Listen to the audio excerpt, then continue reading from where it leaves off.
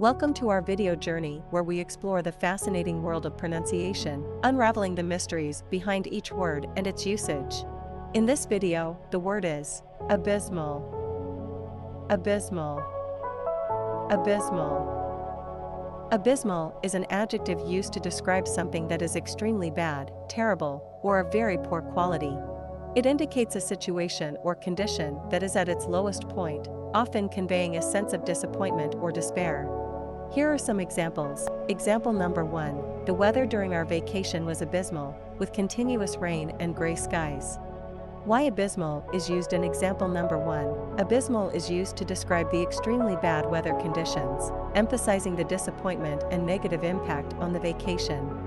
Example number 2. The company's financial performance last quarter was abysmal, with significant losses. Why abysmal is used in example number 2. Abysmal characterizes the very poor financial performance, highlighting the severity of the losses.